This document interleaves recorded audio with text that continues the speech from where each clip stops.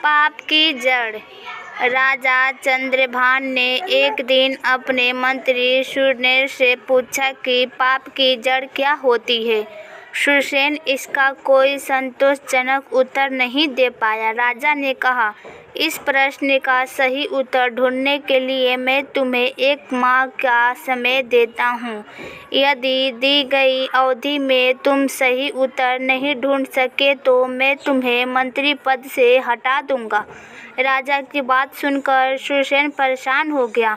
वो गांव-गांव भटकने लगा। एक दिन भटकते भटकते वो जंगल जा पहुंचा। वहां उसकी नज़र एक साधु पर पड़ी। उसने राजा को प्रश्न उसके सामने दोहरा दिया। साधु ने कहा, मैं डाकू हूँ जो राजा के सिपाहियों के डर से यहाँ छुपा बैठा हूँ।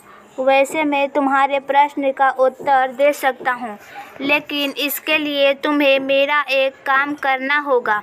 शूरसेन ने सोचा, काम चाहे जो भी हो, कम से कम उत्तर तो मिल जाएगा। उसने डाकू की बात के लिए हामी भर दी। इस पर डाकू ने कहा, तो ठीक है, आज रात तुम्हें नगर सेठ की हत्या करानी होगी और साथ ही उसकी सारी संपत्ति चुरा कर मेरे पास लानी होगी। यदि तुम ये काम करने में सफल हो जाते हो तो मैं तुम्हें प्रश्न का उत्तर बता दूंगा। शूरसेन लालच में आ गया। उसे अपना पद जो बचाना था। शूरसेन इसके लिए तैयार हो गया और जाने लगा। उसे जाता देख डाकू ने कहा, एक बार फिर सोच लो, हत्या एवं चोरी करना पाप है।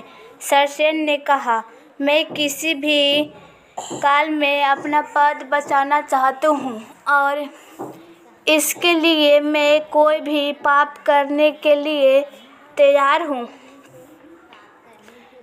ये सुनकर डाकू ने कहा, यही तुम्हारे सवाल का जवाब है। पाप की जड़ होती है लोभ। पद के लोभ में जाकर ही तुम हत्या और चोरी जैसे पाप करने के लिए तैयार हो गए। इसी के वशीभूत होकर व्यक्ति पाप कर्म करता है। शूरसेन ने डाकू का धन्यवाद किया और महल की ओर चल दिया। दूसरे दिन राज दरबार में जब उसने राजा को अपना उत्तर बताया तो राजा उसकी बात से प्रसन्न हो गए। उसने मंत्री को ढेर सारा स्वर्ण आभूषण दे